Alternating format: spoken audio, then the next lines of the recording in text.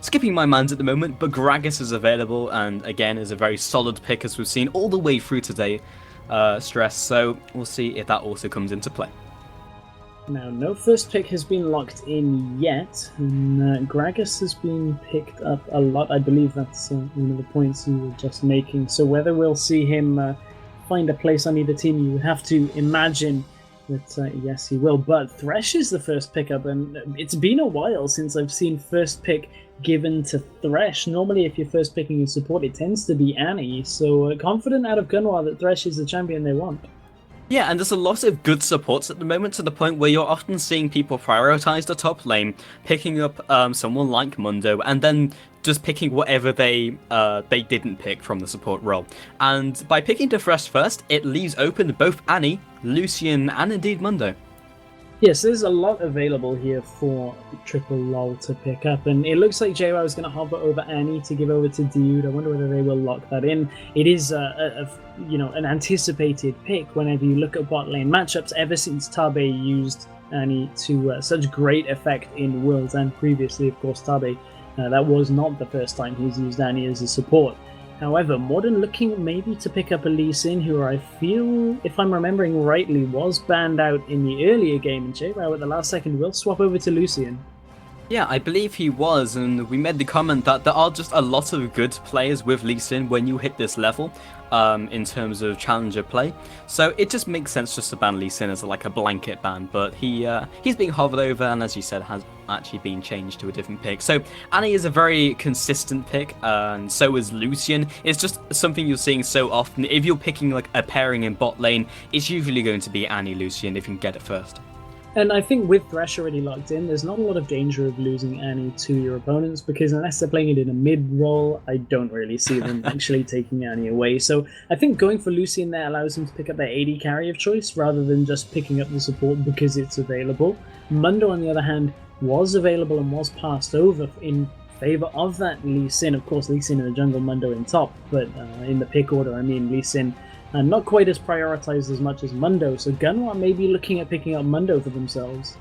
Yeah, very possible. It's a solid pick which fits into many compositions. It's just good at doing things, and Fresh also picked up means that it can chain in with a lot of other AD carries. We're seeing a lot of Jinx, seeing a lot of Caitlyn, and considering that Lucian has already been picked up and you want to prioritize other things, you might just see a couple other things beforehand, like the Vi, like the Mundo, and we could see the Caitlyn later.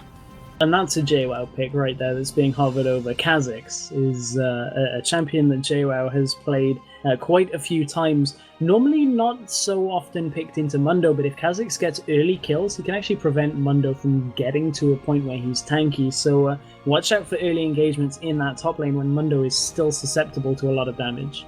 Yeah, and that is very typical of JWoww's playstyle, so it just definitely fits into his kind of comfort role. And as you mentioned, it's all about getting those early kills and kind of closing out as fast as possible, stopping the itemization. And Lee Sin tends towards that as well. They also have just really good gank lanes setting themselves up. Mid lane can be a variety of picks. It doesn't even really matter at this stage. Their composition is very, very solid. And he has been locked in. That leaves, it looks like mid lane and just mid lane and AD carry for Gunwaaa to lock in now. So they're hovering over Caitlyn. We've talked a good few times about the Caitlyn-Lucian matchup and how Caitlyn is one of the better champions against Lucian, as you can sit further back. They'll hover over Gragas and then swap to Orianna, back to Gragas. Both champions are actually good. Both are fairly consistent. There's no other way of putting it. And if one's picked, I wouldn't be surprised to see the other one picked over by Lololol, Triple Lol, as we are calling them. Gragas gets locked in, and that would be an interesting one, of course. With Vi picked up, Kayle is available. Kayle is a champion that is in Ocelote's playbook, as of course is in every mid laner's playbook, or should be, because Kayle was a staple throughout the early parts of Season 3, so wouldn't be too surprised to see that locked in here either. I was expecting the Orianna because of the Vi combination, but again, Gragas packs a slightly bigger punch with his ultimate, and again, Kayle could be picked up here. Has anything been locked in yet? No, it hasn't been locked in. They've changed over to Fiddlesticks, actually. So, okay, nothing to read from that then. Yeah, exactly. They haven't quite decided on what they want. Kayle would be the optimal choice for me personally. Other options are Orianna or Syndra. We've already seen them out of we've already seen Ocelote playing Syndra, so we know Ocelote as a player has a very large champion pool. So whichever he picks here, he should feel confident because Gragas is a staple matchup for every mid laner. Yeah, indeed. So we'll just see how this pans on out. So both these teams have pretty good initiate and in fact disengage, and most likely the early stage of the game are going to be the most explosive because Lee Sin being on the board along with Vi means they're constantly going to be looking for those ganks, and also with Kha'Zix against Mundo will mean they have to go for those ganks to make it work. It has been the Syndra that's locked in, so I believe that's a repeat of game number 1, if I'm not mistaken. Even though it was only a few minutes ago, it is somewhere in the back of my memory as this will be the... oh no, I'm doing maths on stream. This is my one rule never to do. I think this is the 9th game that we'll have casted today, as it is... yeah, that'll be right. 4 best of 3s, 1 went to 3 games, yeah. 9 games we've casted so far. So sometimes pick and ban phases blur a little bit into each other. However, it looks like we are just about ready. The last swaps are going through. Teams have been locked in, and we're into the delay period here for game number 2. Welcome back to what could potentially be our last game of the day, as Lololol, aka Ocelote's team, do have themselves a 1-0 lead here in this best of 3 against Gunwaaa. And will look to close this one out and put themselves into the semi-finals with a 2-0. But we saw flashes from Gunwaaa of being able to compete here against Lololol. So whether they can get themselves an early lead is the question. But it looks like Lololol are looking to be aggressive here. Yeah, so they looked very dominant in the first game, and Lololol making the aggressive placing if they can fish for the first blood. But Kathy will see them as they walk up into the jungle, and because they've been seen, they'll probably just fan out and go for a very standard start. And while we're in the beginning of the game, we can announce that the winner of the second Evo ZX headset made by Creative is Casper Rosing. We've already got in contact with you about that. However, we do have 3 more to give away tomorrow, as well as a big stack of Be Quiet goodies. A lot of their components we will be giving away tomorrow as well. So make sure that you come back tomorrow for the semi-finals and finals. Meanwhile, we have our final potential game of the day in our final best of 3. So, how will this one pan out? So, we've talked a little about these lanes, and the bottom lane is as conventional as you can get. The junglers are pretty standard, and actually Dafcio is sitting in his jungle, has been revealed by that ward, and with Ocelote and also JL just above him, he might be able to not only disrupt them, may even pick up the kill as he takes some damage from this red buff. And the fact that they're just not on the screen means that Dafcio is kind of a bit tentative about going anywhere else. Yeah, and Ocelote, I believe, has an inkling of what's up. They have obviously got that ward. Of course, it's more than an inkling. They've got vision there. Yeah, I had my mind on the teams being the reversed colours as they were in game 1, and he's actually forcing Dafcio out of the jungle with nothing to speak of. Yeah, so Ocelote will just return into the middle lane, more than held it for a couple seconds, and this will be walking into the turret, but it won't be too difficult for him to CS. It's quite easy to set up the CS to take them all down. But Dafcio has actually been put quite far behind and has been forced to pop way more pots than he might have wanted in this early game. And that's pretty difficult when you're in the Lee Sin against Vi matchup, because Lee Sin is going to want to trade very early on against a champion like Vi, who really just can't trade against anybody in the jungle. That's one of the limitations that Vi has.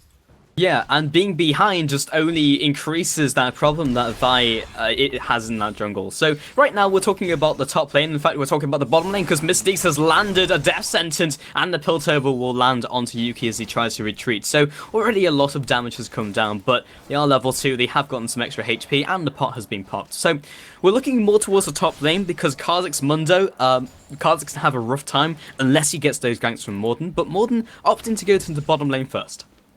Yeah, and we talked about how Kha'Zix is going to need that assistance and how to convert that Incinerate. Actually, will end up stunning Kathy in place. They look for the ward jump forward. Was expecting the kick, but at only level 3, no ultimate available. The mid lane Ocelote is taking a lot of damage. He is, and flashing back to his turret, Ignite is taking on both of these players, but is not going to claim the lives of either.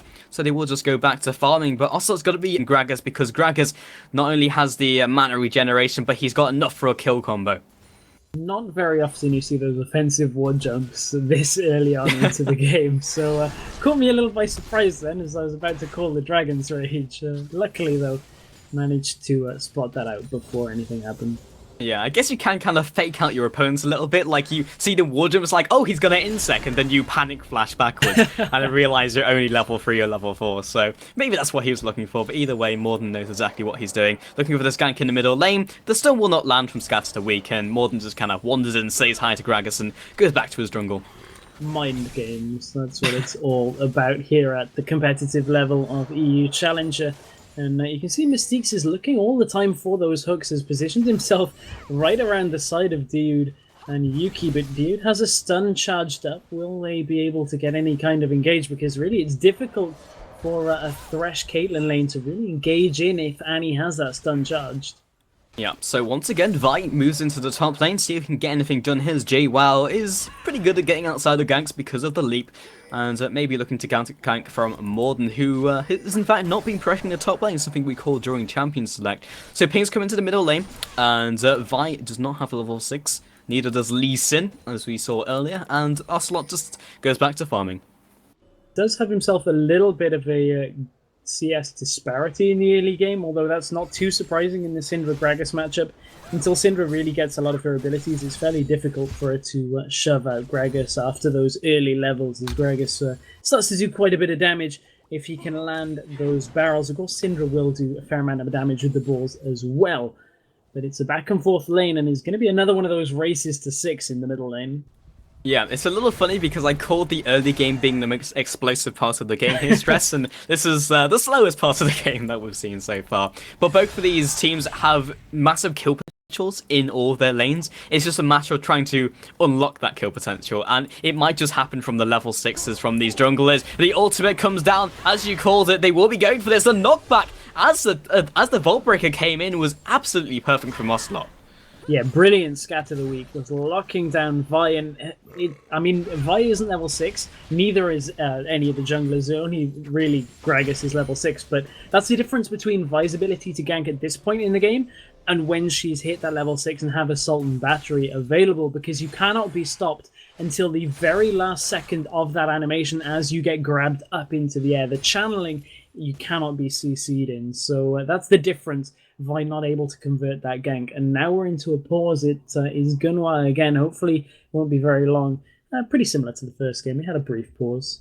Yeah, and it wasn't too long, so hopefully this one should not be any longer than the first one was. But now, I guess there's a time to take... Okay, no, it's not, because Monday was already reconnected. But just talking quickly about the item builds, there's not a huge disparity, as you mentioned, between the farm. But funny enough, the Kha'Zix, which has not been touched at all, and in fact hasn't gone back, is massively ahead in terms of CS, which is a little bit surprising, because we expected Mundo to be slightly stronger than J-Well in the first couple of levels, unless we had more than helping out.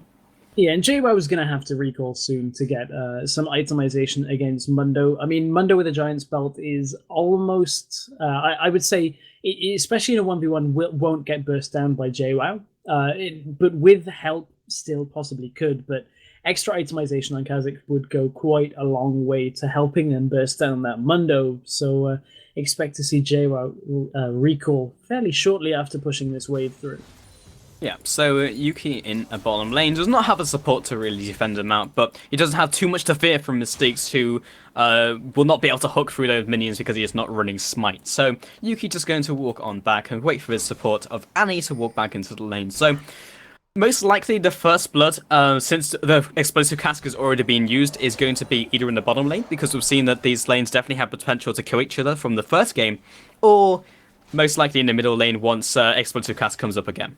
And that's a pretty big tell out of J-Wow. He's just picked up a BF sword. I mean, you would fairly standard expect a brutalizer. Pause has actually come out this time from Triple Lol. You can see Mystiques is setting up a hook here. Not quite sure on the direction of it, but Pause nonetheless at an inopportune moment here for Gunwaaa. And it's actually J-Wow disconnecting. It would be great if we could see the direction that he was throwing the Death Sentences in to see if it would actually land as soon as the pause comes off. But it gives a little bit of time for Triple Lol to kind of think about it if it does land. Yeah, that's a little bit of a difficult time to pause at. I mean, he's got the lantern thrown back, and we can see that nobody is really there to accept the lantern. It's a good fake out, as they know that Vi's just recalled, so she's off the map. No real way of Triple Lol from being able to pick up on that, but nevertheless, we are in a pause here, and we can talk a little bit again about itemization. You wanted to touch on it earlier. That BF sword is quite a big tell of how confident JWoww is here in this lane. Yeah, and it's most likely going to be a BF sword. No, it's not going to be a BF sword. It is a BF sword. It definitely is a BF sword. I'm glad I called that. But it's going to be a Bloodthirster over an Infinity Edge, which is something we don't see all that often from a Kha'Zix. Sometimes you'll see the Tiamat and a Hexdrinker, but he's very confident to pick up a BF sword. Yeah, and I would have expected a Brutalizer more than anything. That typically is a strong first item, but we're about to resume the game. Where is this hook going to go? Well, where will it land? Nowhere. But they did force flashes. They did, because the fact that they had a pause was detrimental to Triple Lol, because they were just like, surely it's going to go after Annie. Actually, no. The fear. The only thing worse than knowing a hook is going to hit you is the questioning if a hook is going to hit you as soon as you unpause. So I think that's actually a wise move on you to flash that one, just in case. Indeed. So they have a slight CS advantage, which is converted into a small gold advantage over the entire board. Nothing really to write home about. Dragon is still alive. No first blood just yet, but I can see this game catapulting in either one of these teams' directions, especially because of the snowballing nature of these compositions.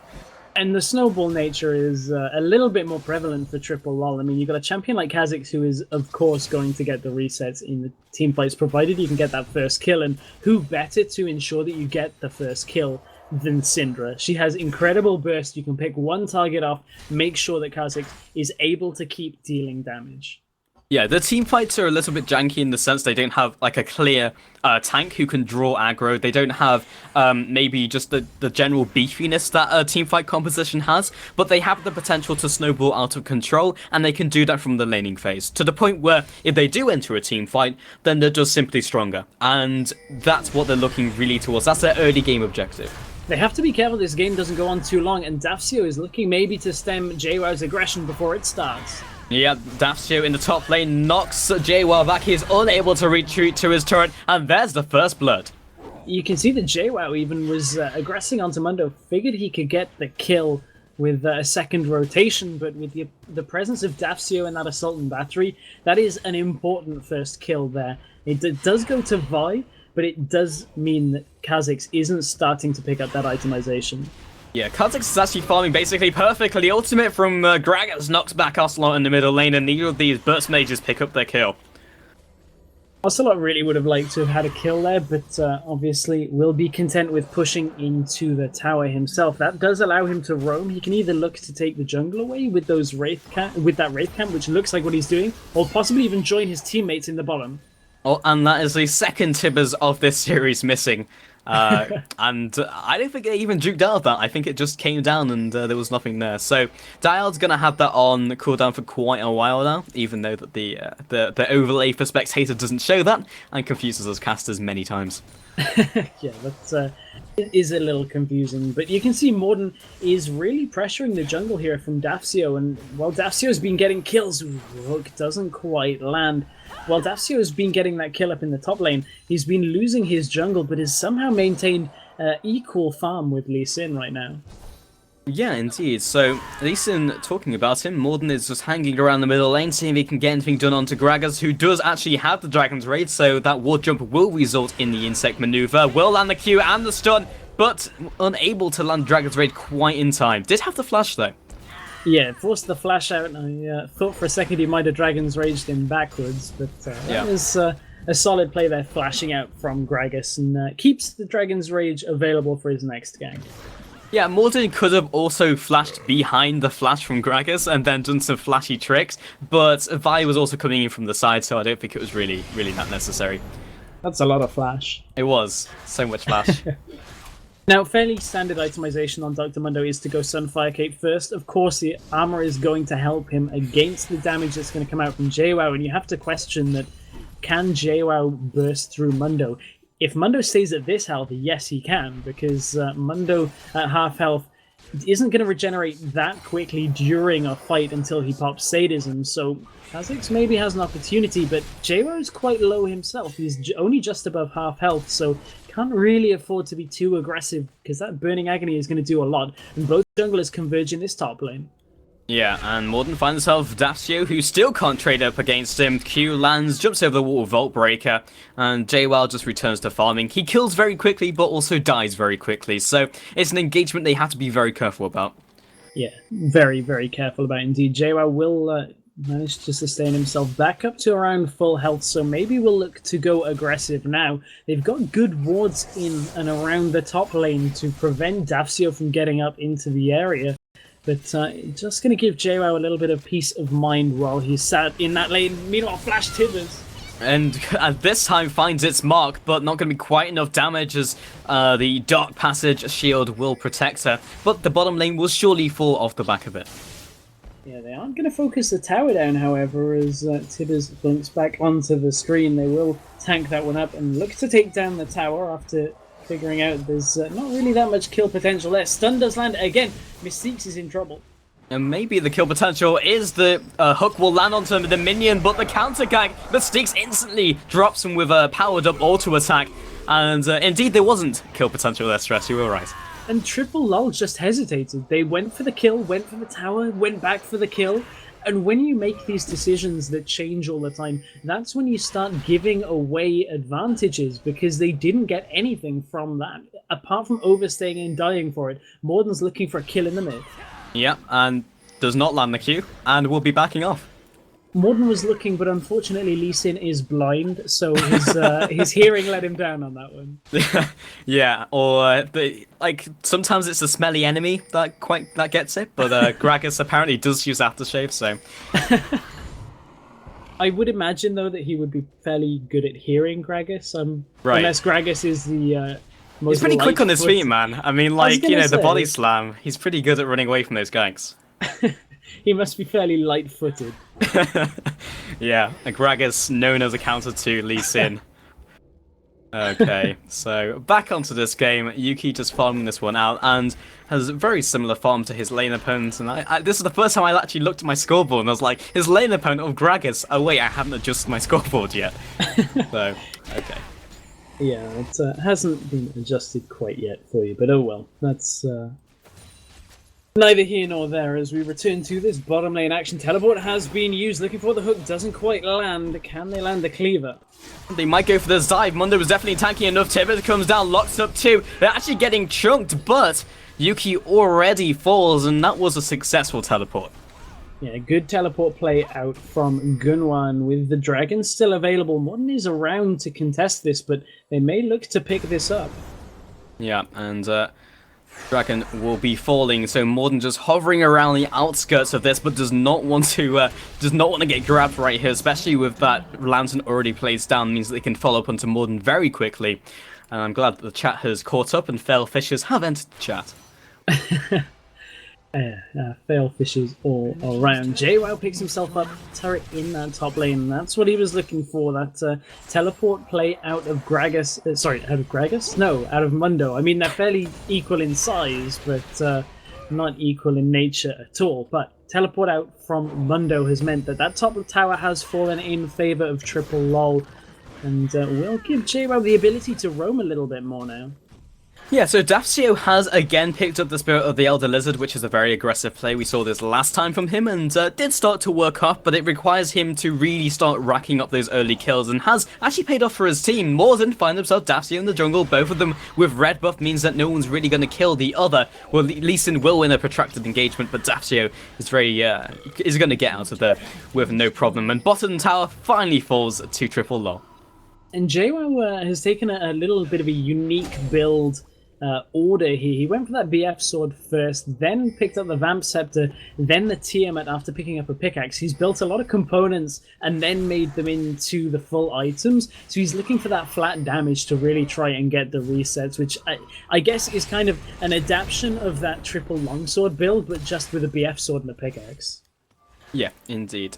Because typically you'll go for the triple longsword and you'll build it into a brutalizer and then pick up maybe a last whisper from that later. But indeed, I can see the build. It's just a little more risky. I guess it's like you just go back to shops like, well, I could pick up triple longsword, but I have enough gold for BF sword. Yeah, it's a very alternative build that I'm confident that JWoww knows what he's doing, as Yeah. I've seen JWoww play many a game on Kha'Zix. Yeah, there's always that opportunity where you're just like, well, I could go huge here, and Ocelote is trying to do that in the middle lane. As another Dark Sphere lands, they are setting up this kill, but so is Dastio from the side, trying to land that Vault Breaker, and actually lands the explosive card. Maybe a bit of a miscommunication here, as the Unleashed Power comes through, auto attacks, and the Ignite will just be enough to pick up the kill into Ocelote. And that time you saw the Scatter the Weak come out, but of course with Assault and Battery we mentioned earlier that it's not able to be stopped during the channel, and they managed to convert that into a kill. And Gunwaaa have themselves a kill lead here. They are about 1,000 gold up as well, but Dafsio has been caught out. Yeah, and Morden has found him, but it doesn't quite have the burst available to him. Unlike Dafsio, he did not opt to go for the Spirit of the Lizard Elder, so he doesn't quite have the same amount of damage. Yeah, and it's one of those things that we talked about it in game number 1, I believe it was, is actually JWoww is going to go aggressive onto Mundo. Can he pick up the kill here? The answer is yes. Yes, with that BF sword and the Tiamat dealing quite a lot of damage. Yeah, apparently he tasted the fear on Mundo, although... Has it hit that stage in the evening stress? It has, I'm sorry. It's one of those times this Gragas gets stunned up as well. This could be another kill, will be another kill for Triple Lol. And you have to imagine they will rotate around now to that mid turret. Yeah, and looking to pick this one up, which shouldn't be an issue because the only people to contest are Caitlyn and Mystiques, who are not really close and unable to really clear out the mini wave in time. But it will mean that they can't go any further than this, and even with Tibbers alive, they can't just use that to tank and have enough damage. For the most part as well, Triple Lol are just really playing the lanes to farming a lot better, but here's an engagement in mid. Death Sentence into that box is not quite enough to lock them all down, and Mystiques take so much damage literally from being in the fight for a couple seconds. And I was starting to mention that you can see for the most part, the solo laners have a big advantage over their lane counterparts, and the global gold is going to go even further to help that as well. You can see the CS disparity between all of the players, and really that's just meaning that when they take these engagements, the 1v1s, the 2v2s, in these kind of areas, the advantage with Triple Lol is just making sure that they can convert these leads into more kills. Yeah, absolutely. And they're now picking up those turrets, and Morden is slowly dying to blue buff, and hopefully they can just go from objective to objective. Dragon is going to be up in 1 minute 30, and because it is spawning so soon, we might just see them farming out their lanes, congregating around the dragon area instead of trying to force home a turret push, because that groups the opposing team, meaning they'll just follow towards the dragon instead of you being able to make a good movement play. We've already seen JWoww and Mundo trading quite a bit in this top lane. This time Dafsio is around, so it looks like they're trying to bait Mundo into attacking JWoww, JWoww into attacking Mundo, but with that ward down already, Dafsio is going to find it difficult to get into this lane unawares because JWoww is just a little bit too smart for this one to work. Yeah, he's been quite skittish, and rightly so. With Lee Sin around the area, or rather at red buff, he did have the ability to react to that if they did go for the all-in tower dive. So everyone's just returning to those lanes, and in fact, Lee Sin has moved himself up towards there. So Vault Breaker being charged up, ready to lock that in and follow up with the Assault and Battery, but Morden looks for this guy, comes to the top lane. Mundo using sadism, just walks around in circles, lands the Q, doesn't decide to go for it. Neither team wanted to engage that as soon as Morden turned up. Vi had to show presence out of the bushes. Ocelote looks to all in, Gragas in the mid lane. Oh, Ignite is enough. Got him. It was that second of everyone holding their breath to see if Ignite was going to be enough with Happy Hour and the health pot, but yes it was, and Ocelote claims that kill in the middle lane. Yeah, both teams didn't want to take that fight in the top lane. Vi came out of the bush just to show presence and be, hey, I'm here, you can't actually engage this because we'll probably win, but they were a little bit too afraid to actually take it. As it's one of those things that giving JWoww needless kills is not the best strategy. Oh, and the Sultan battery over the wall, even through that stun from Tibbers, and Yuki backs himself off.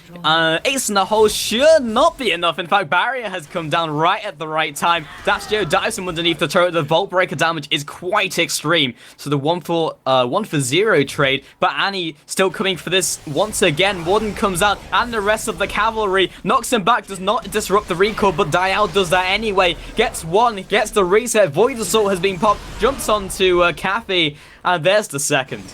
Yeah, Ocelote picks that kill up for himself. Dragon is available, so that will be the next objective taken down. Dafsio forced to execute as well, as he was caught out behind enemy lines there. And that was a good pickup. They even got the middle inner tower to begin that off.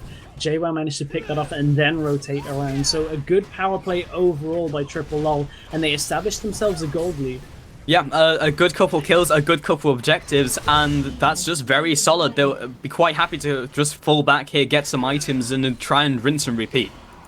Yeah, and that's all they need to do right now. They know that the team fights can go their way if they find one or two members caught out, as with Ocelote and JWoww. They're going to do so much single target damage that it's so difficult for Gunwaaa to really contend that. But as we've said a good few times today, if a team with Gragas can land a perfect Gragas ult in a team fight, it's actually still fairly consistent to come back. And Gunwaaa have scanned the area with the red trinket and are looking to take down Baron, and they might be unawares here, as Triple Lol have no way of knowing. Yeah, typically you do not see stealth Barons anymore because of how vision works, and in fact, did JWoww see them? I think he did, but this is falling way too quickly. He gets it! He got it with the Q! He will just be jumping out. I don't even care if he survives here because the Baron picked up by JWoww, just wandering past. Dafsio dies. The rest of the team is just wandering around in circles, but that wasn't even isolation damage. Unbelievable. Casually picking up the Baron as he walks past. JWoww with the massive Baron steal turns a game turnaround attempt at Baron from Triple Lol in the favor of Triple Lol themselves, and now they push this inhibitor turret down, and I'm not sure how they're going to get stopped here. Yeah, they force them back. Flash comes down from Ocelote. They try to make a pushing play, but they have Baron. They can just wait for JWoww, group up and go for a fight, and they'll most likely win. In fact, they're going to rotate to bottom lane, and I think that's got to be the most casual Baron steal I've ever seen. It's pretty much unfair to the casual Dragon steal that we saw out of Invitational months and months ago in the Challenger series, but that was smooth as can be from JWoww. Yeah, and I don't think he's going to be quite happy with that, as a large smile across his face for the rest of the game. 24 minutes in, the Baron will be on the team of Triple Lol, and just taking objective after objective, but mainly just taking the easy ones, most likely going to rotate to top lane, pick up that, and then try and knock down one of these important inhibitor turrets. Some big items have been finished here on the side of Triple Lol. They've picked up the Rabadon's Death Cap on to Ocelote on that Syndra, as well as the Talisman of Ascension. That's going to give him the ability to engage and disengage with that extra movement speed. With you can see Dude has picked up the Distortion upgrade onto the Boots of Mobility already. That's going to give him the the extra cooldown reduction onto Flash to give them the engage potential even more often. Yeah, indeed, and Dastio just moves back into his jungle, but JWoww is there. He will do a lot of damage. Oh, the fail flash! I think the first face plant, I should say, of the tournament. Yeah, I think that is the first one actually, unless we've not caught some on Spectator. However, Triple Lol just really have as much control as they want, but Ocelote might have got caught out here. Yeah, has been caught by the very strong Q through the wall, but Culling from the side picks up that Gragas, so it turns into a 1-for-1 trade, and the smart rotation, and in fact no minions, means that Yuki will take down the middle turret, and Karzik looking for this rampage as he just rips through that team, trading off against Mundo. That's not something he can easily take down, but with Morden's help and Morden tanking the turret, they are able to secure that kill. Dastio jumps forwards, Morden's got nowhere to run, Assault and Battery, and they did not have visibility on Vi there. But meanwhile, Yuki was in the middle lane using the Light Slinger passive on Lucian to take down an inhibitor. And once again, Dafsio is caught behind enemy lines here as here comes a three-man stack. Tibbers doesn't quite land, but that's going to be the end of Dafsio. Oh, it's the first time this game. There we go. It was gonna happen. But they definitely had visibility for there. Visibility? Yeah? No? Okay, fine. Yeah, But you're just refusing to acknowledge it. I'm just clearly sad that we'll not see Deficio playing anymore, although he will be casting for LCS, so look forward to seeing that. He put out a tweet earlier in the week, so I guess I'm just missing Deficio already. Yeah, but it will be very exciting to see him on the casting desk, see what he brings to the table with a lot of game knowledge. But either way, back onto this game, 10-8, Lololol still in very good shape and finishing a ton of items. 2 big items currently picked up by Ocelote. Again, the same story with Yuki. And, well, Gunwaaa is having a field day. Having a field day. Indeed. Now, Dude is a player that maybe is not quite having a field day. He may be set at 1-0-4, but not to call anyone out, but these Tib results have not always landed the mark, and he might need one, although Tib is not available, might get caught out here. Yeah, they do get the lockdown onto Ocelote. Will he take someone in return? Unleash Power will say yes. Dial backing off. He's going to be tanking for his ally of Yuki. But Morden coming in from the backside. Lands Q onto Cafe. Picks up kill with Dragon's Rage. Jumps to Yuki once again. And Mundo is slowly grinding them down. Culling has been popped. Instantly interrupted. And now Gragas has joined the fight. A new challenger has approached. Morden jumps out. Dafsio follows up and just backs off.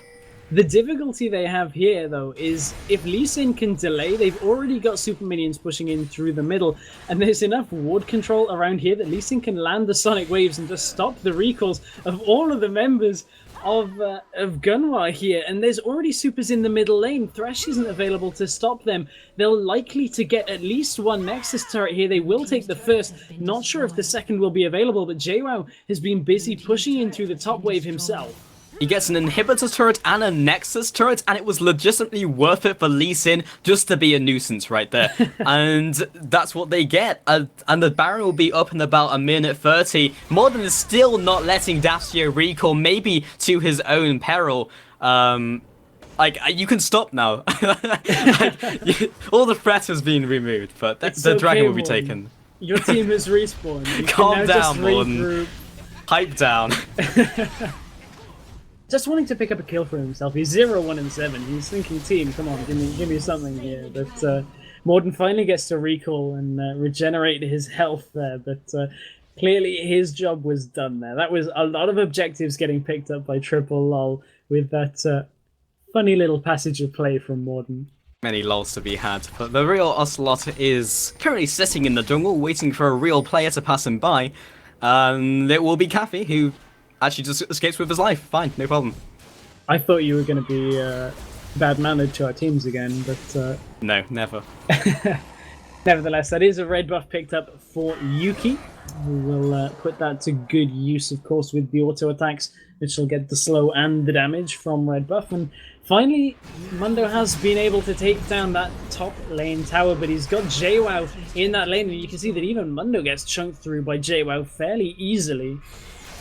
Indeed, and we do now see Lololol stacking themselves up in the bottom lane. Vi coming in off to the side. We'll see if she hits another wall. And you should, of course, hit it hard.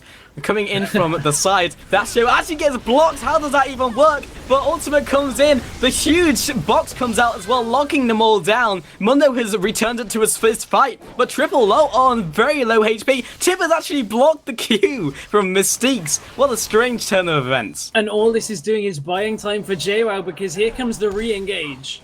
Looking for this reset train. He needs one kill to just completely kill everyone. Yuki dropped so low. Dialda will drop, and there's the reset. He picks up one, looking for the second, picks up another, and now trading off against Mundo. He cannot stand against him toe-to-toe. Jumps underneath the Nexus turret. The GG has already been called. Morden will not kill Mundo because he's Mundo.